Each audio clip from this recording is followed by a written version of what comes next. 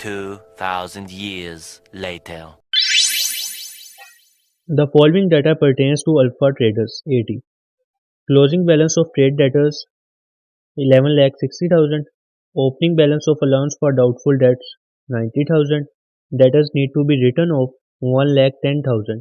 AT's policy is to maintain the allowance for doubtful debt at the rate of 10%. The closing balance of allowance for doubtful debts would be. तो इस question में वो doubtful debts का closing balance पूछ रहा है। वो हमने कैसे निकालना है?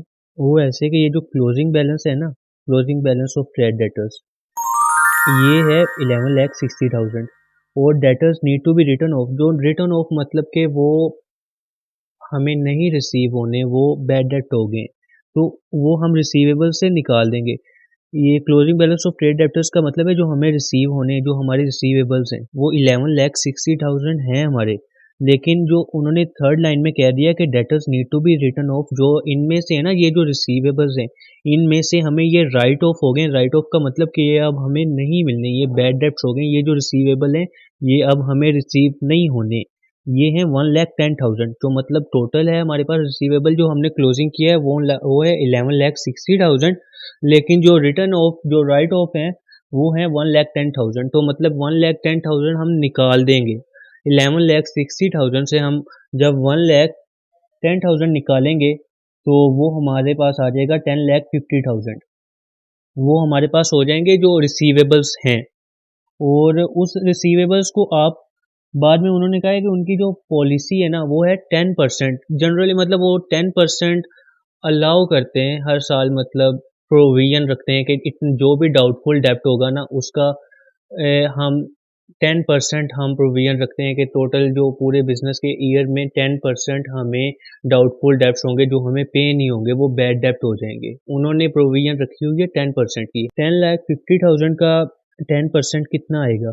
वो आएगा 1,05,000। तो ये हमारे पास आंसर है, यानी कि जो क्लोजिंग बैलेंस है ना अलाउ कर रहे हैं हम, वो 1,05,000 है।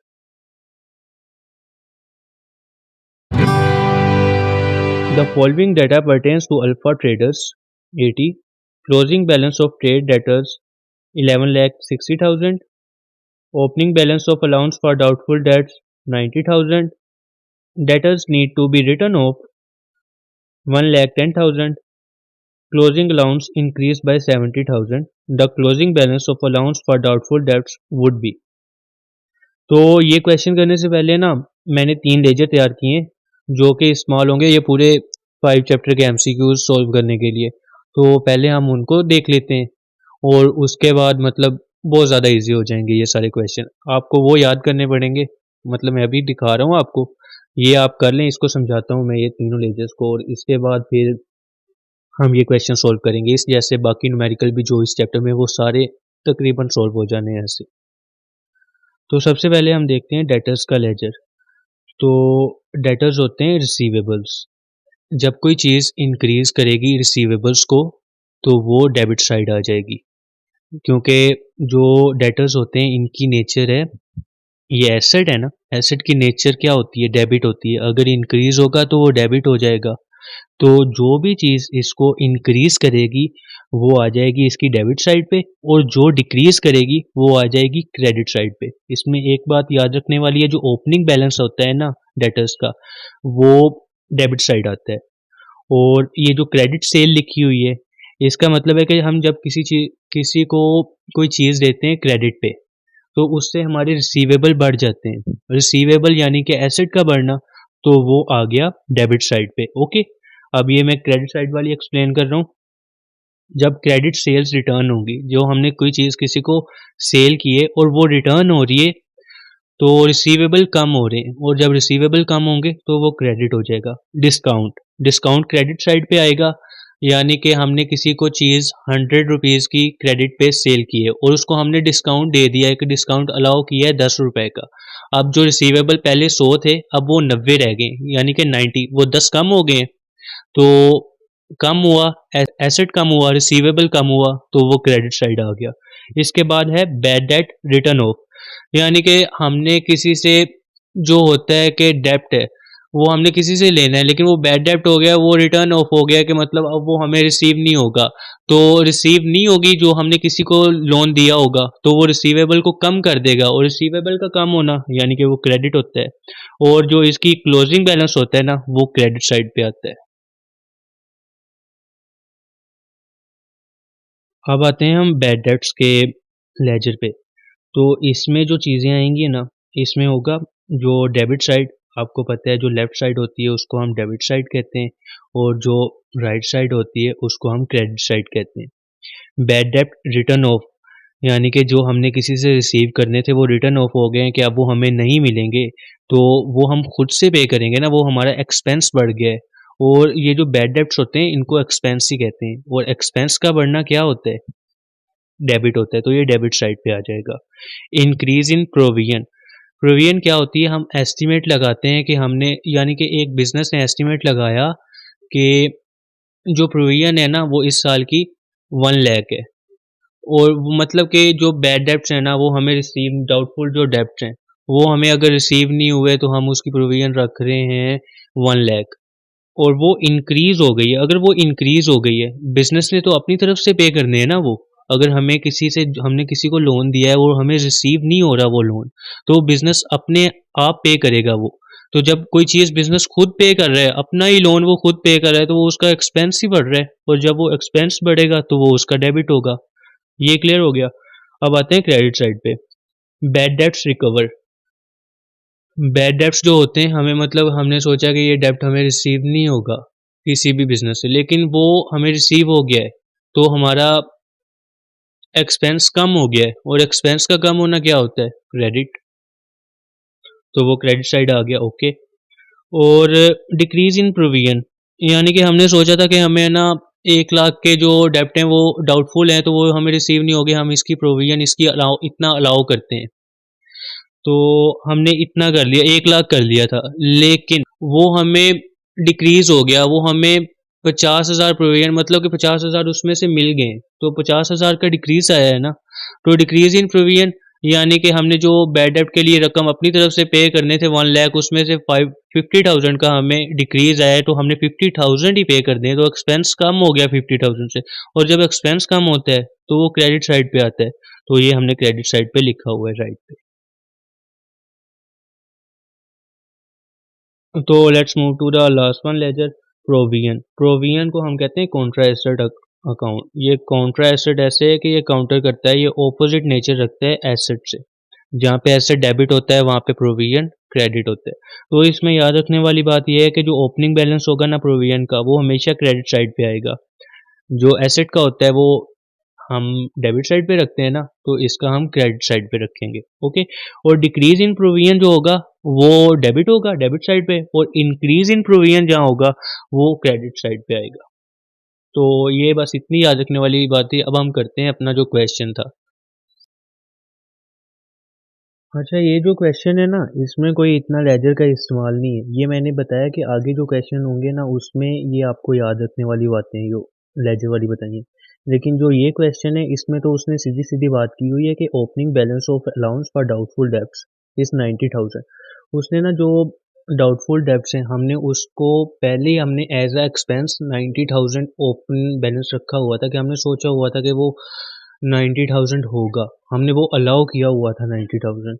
उसके बाद जो नीचे उसने लाइन लिखी हुई है ना, closing allowance is increase by 70,000, मतलब कि पहले ही हमने एक्सपेंस रिकॉर्ड किया हुआ था कि 90,000 हम अलाउ कर रहे हैं डाउटफुल डेब्ट्स के लिए, और फिर वो इंक्रीज कर दिया हमने 70,000 से। 70,000 एक एक्सपेंस, और 90,000 पहले जो हमने रिकॉर्ड किया हुआ है वो वाला।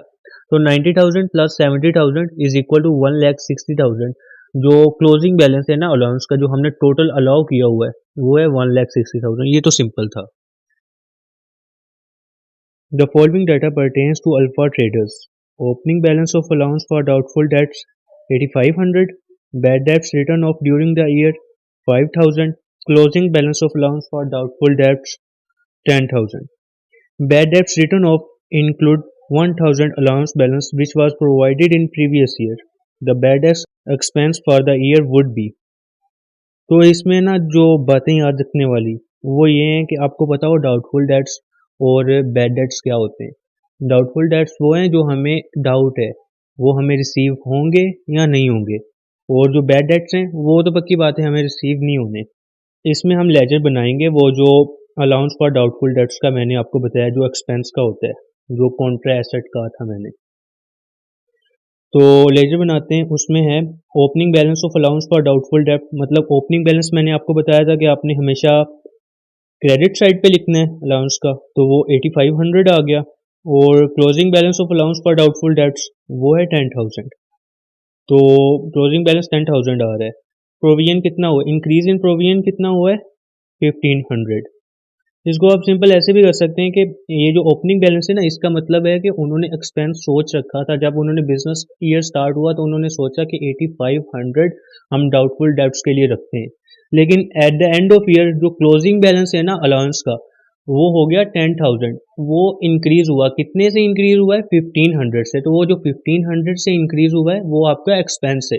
इस क्वेश्चन के में एंड में जो रिक्वायरमेंट है वो भी यही है ना, bad debts expense for the year. हमने जो बैड डेट्स एक्सपेंस है ना हमने वो बताना है, तो 1500 एक्सपेंस ये हो गया हमें, और bad debts return of during the year 5000, मतलब के जो बैड डेट्स हैं वो भी राइट ऑफ जो होते हैं वो एक्सपेंस होते हैं। तो 5000 plus 1500 is equal to 6500, beta is our answer. The following data pertains to Hashim Trader HP. Opening balance of allowance for doubtful debts 8500, bad debts written off during the year 5000, closing balance of allowance for doubtful debts 1000, bad debts written off included 1000 allowance balance which was provided in previous year. The bad debts expense for the year would be, इसमें भी वो bad debt expense ही पूछ रहा है। और बात और करने वाली ये है कि उसने पहले साल में जो प्रोविजन रखी थी, ओपनिंग बैलेंस जो रखा था वो था 8500, लेकिन जो क्लोजिंग बैलेंस वो आया 1000, तो वो कम हो गई है, डिक्रीज इन प्रोविजन हुआ है। तो हम इसका लेजर बनाते हैं। ये लेजर के बिना भी हो जाएगा अगर हम कंसीडर करें, लेकिन हम लेजर बनाएंगे ताकि कॉन्सेप्ट क्लियर हो जाए। तो ओपनिंग बैलेंस आ जाएगा क्रेडिट साइड पे 8500, उसके बाद जो closing balance of allowance for doubtful debts है वो आ जाएगा डेबिट साइड पे 1000। तो यहाँ डिक्रीज इन प्रोविजन हो रहा है, और जहाँ पे डिक्रीज इन प्रोविजन हो वो मैंने कहा था डेबिट साइड पे लिखना है, तो डिक्रीज इन प्रोविजन कितना हुआ है 1000, मतलब कि 8500 कंसीडर किया था और 1000 क्लोजिंग बैलेंस है, तो 7500 ये हुआ है डिक्रीज इन प्रोविजन। और जो डिक्रीज इन प्रोविजन होता है ना उसको हम इनकम कंसीडर करते हैं। और बैड डेब्ट एक्सपेंस है ना, तो उसका लेजर बनाते हुए जो bad debts return of during the year है वो डेबिट साइड पे आएगा, वो 5000 हुए। और जो होता है डिक्रीज इन प्रोविजन होता है वो बैड डेब्ट एक्सपेंस के लेजर में, मैंने वो जो लेजर बनाया था उसमें लिखा हुआ था कि जो डिक्रीज इन प्रोविजन होगा वो बैड डेब्ट एक्सपेंस के क्रेडिट साइड पे आएगा, तो वो क्रेडिट साइड पे आएगा। तो इसका जो क्लोजिंग आ रहा है वो CD जो आ रहा है वो 2500 आ रहा है लेफ्ट साइड पे, तो लेफ्ट साइड यानी कि डेबिट, वो नेक्स्ट ईयर के लिए हो जाएगा क्रेडिट बैलेंस। तो इसका आंसर है 2500 credit balance. Amount owed by a customer receivables that business believes it will have no difficulty in collecting from customer is। तो इसमें वो सिंपली ये कह रहा है कि हमने जो एक कस्टमर जो हमारा रिसीवेबल है, एक कस्टमर को हमने लोन दिया है और हमें कोई भी डिफ़िकल्टी नहीं होगी उस लोन को रिसीव करने से, तो ऐसा लोन क्या कहलाएगा, ऐसे लोन को हम क्या कहेंगे। तो ये गुड डेट की डेफिनेशन है, alpha option is right. Provision tell us about which of the following. तो जो प्रोविजन होती है ना वो हमें बताती है कि हमें कितना, वो एस्टिमेट लगाती है कि हमें कितना बैड डेप्ट होगा। इस क्वेश्चन में estimated bad debts is right option. Which of the following debt has high risk. तो इसमें एजिंग का कॉन्सेप्ट इस्तेमाल हो रहा है कि जो डेट जितना पुराना होगा ना उसका उतना ही ज़्यादा रिस्क होगा, उतना ही हाई रिस्क होगा कि वो बैड डेप्ट हो जाए, कि वो हमें रिसीव ना हो। तो इसमें सबसे पुराना क्या है, 60 days old no, 40 days old no, 90 days old no, above 90 days old. तो मतलब कि ये तो इसमें सबसे ज़्यादा पुराना कौन सा है? Delta option, above 90 days old, कि जो 90 दिन से भी 3 महीने से भी ज़्यादा पुराना डेब्ट है, जो इन चारों में से यही सबसे पुराना है, तो इसका रिस्क सबसे ज़्यादा होगा। डाउटफुल डेब्ट अलाउंस अकाउंट इज, तो इसको हम कॉन्ट्रा एसेट अकाउंट कहते हैं, कि एसेट के ऑपोजिट जो वर्क करता है, यानी कि एसेट की जो नेचर है वो डेबिट नेचर है और कॉन्ट्रा एसेट इसकी नेचर क्रेडिट है, तो इसको कॉन्ट्रा एसेट अकाउंट कहते हैं हम। Which of the following transaction will affect the receivable account? तो right option is bad debt expense, यानी कि जब भी हमारा बैड डेट क्या होता है? बैड डेट होता है कि वो अमाउंट जो हमने किसी को लोन दी हो लेकिन वो अब हमें रिसीव नहीं होगी, तो जब ये अमाउंट बढ़ जाएगी, बैड डेट ज़्यादा हो जाएगा, तो हमारे जो रिसीवेबल होंगे वो कम हो जाएंगे, ऑब्वियस सी बात है। और जब ये बैड डेट कम हो जाएगा तो हमें रिसीवेबल बढ़ जाएंगे हमारे, तो ये अफेक्ट कर रहा है, तो अल्फा इज़ राइट। और परचेज रिटर्न जो होती है, ये अफेक्ट नहीं करती। परचेज रिटर्न है कि हमने किसी से परचेज की है कोई चीज़ और वो हमने रिटर्न कर दी है, इससे कोई फ़र्क नहीं पड़ता। जो फ़र्क पड़ रहा है ना, वो बैड डेट से पड़ रहा है, या फिर क्रेडिट सेल होती है यहाँ, तो उससे फ़र्क पड़ता है कि हमने कोई क्रेडिट सेल की है, वो हमें रिटर्न हो गई है, तो रिसीवेबल भी फिर मतलब क्रेडिट सेल रिटर्न हुई है कि किसी को हमने क्रेडिट पे चीज़ें दी थी, हमारे रिसीवेबल बड़े थे ना, लेकिन क्रेडिट सेल उसने रिटर्न कर दी है कि हमने जो चीज़ें उसको दी थी वो वापस आ गई हैं। जब चीज़ें वापस आ गई हैं तो रिसीवेबल उससे जो हमने लेने थे वो कम हो गए, तो वो इफेक्ट करेगा। यहाँ पे परचेज रिटर्न है, सेल रिटर्न नहीं है, क्रेडिट सेल रिटर्न नहीं है, तो फिर ये परचेज रिटर्न नहीं होता। और alpha option is right, bad debt expense. Bad debts recovered is recognised as, तो जो बैड डेट्स होते हैं ना, जब वो रिकवर हो जाए तो उनको हम एज अ इनकम कंसीडर करते हैं, तो इसमें beta option is right, other income. Contra asset account has what type of balance, ये उसकी नेचर पूछ रहा है। जो कॉन्ट्रा एसेट होता है ना, मतलब कि एसेट को काउंटर कर रहा है, ये उसका ऑपोजिट है। एसेट की नेचर क्या होती है, मैंने पहले बताया हुआ है, एसेट की नेचर होती है डेबिट, तो ये कॉन्ट्रा एसेट है, तो इसकी नेचर होगी credit. The journal entry of decrease in allowance compare to previous year is, तो इसको हम कॉन्सेप्ट से समझते हैं। अलाउंस हमें बताते हैं एस्टिमेटेड बैड डेट्स, कि हमें बैड डेट्स इतने होंगे, ठीक है, ओके। और हमें ये भी पता है अलाउंस को हम कॉन्ट्रा एसेट कहते हैं। कॉन्ट्रा एसेट मतलब कि एसेट के ऑपोजिट। एसेट इंक्रीज होता है तो वो डेबिट होता है, और अलाउंस इंक्रीज होगा तो ये क्रेडिट होगा, ये ऑपोजिट जाएगा। या जहाँ एसेट डेबिट हो रहा है वहाँ पे अलाउंस क्रेडिट होगा। तो एसेट का डिक्रीज होना क्या होता है? क्रेडिट होता है ना। लेकिन इस क्वेश्चन में पूछा गया है कि अलाउंस डिक्रीज इन अलाउंस, तो मतलब कि अलाउंस का डिक्रीज होना क्या होगा? अगर एसेट का डिक्रीज होना होता है क्रेडिट, तो अलाउंस का ऑपोजिट होगा, यानी कि डेबिट। तो अलाउंस की जो एंट्री होगी वो हो गई डेबिट की। और अलाउंस हम करते हैं एस्टिमेटेड बैड डेब्ट्स के बारे में, कि डिक्रीज इन अलाउंस हुआ है पिछले ईयर से, तो मतलब कि बैड डेब्ट्स हमने सोचे थे कि ज़्यादा होंगे लेकिन वो कम हो गए हैं। बैड डेब्ट्स हमें कम हुए हैं। बैड डेब्ट्स यानी कि एक्सपेंस है, और जब एक्सपेंस कम होगा तो वो हो जाएगा क्रेडिट। तो डेबिट होगा अलाउंस और क्रेडिट होगा bad debts. Which of the following is correct?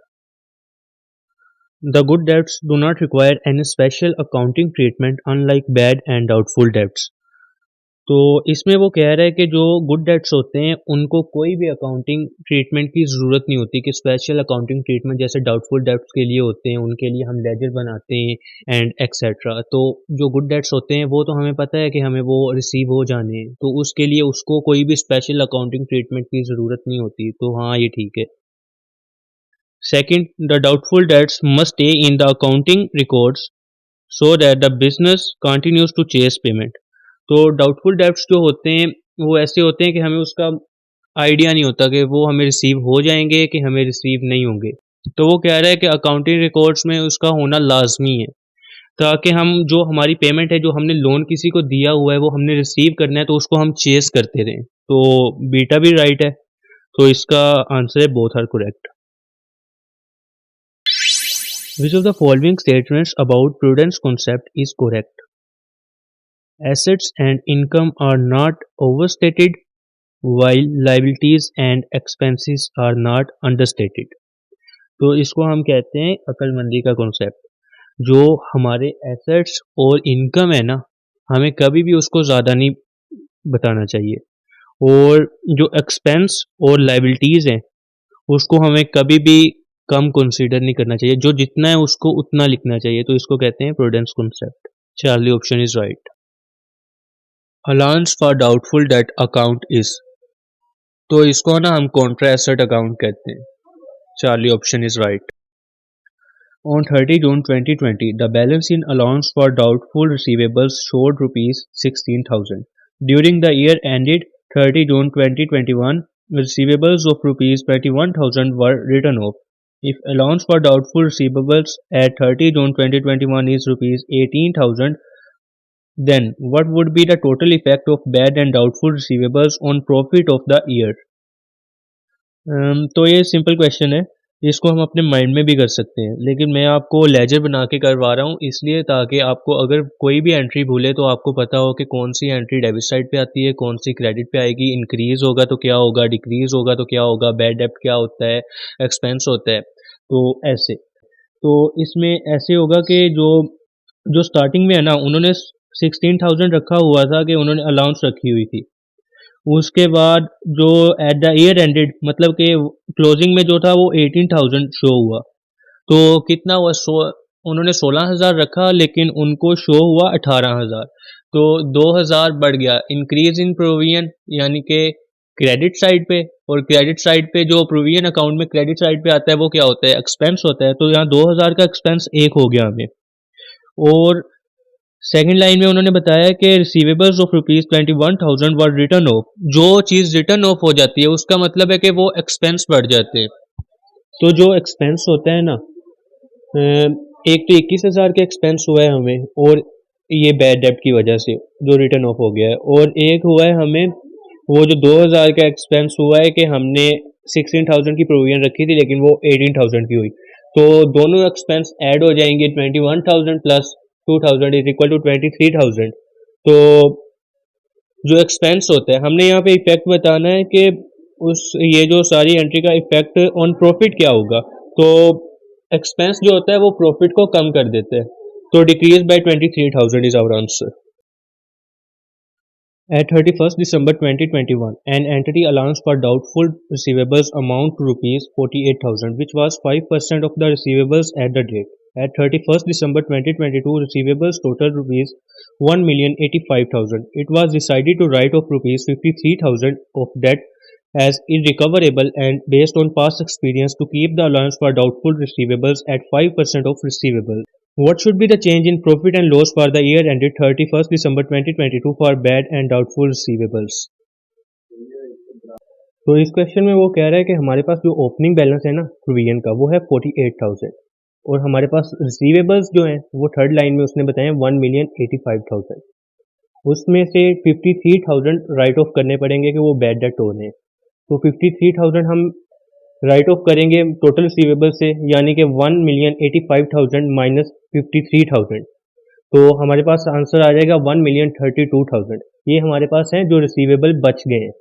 ठीक है, अब वो जो एंड वाली लाइन में बता रहा है कि 5% अलाउंस रखा है। तो जो 5% हम निकालेंगे ना, 5% ऑफ 1,32,000 जो हमारे पास रिसीवेबल्स थे, उनका 5% जो निकालेंगे वो हमारे पास क्लोजिंग बैलेंस आ जाएगा प्रोविजन का। ओपनिंग बैलेंस हमारे पास था 48,000, और 5% ऑफ 1,32,000 ये हमारे पास आ गया 51,600।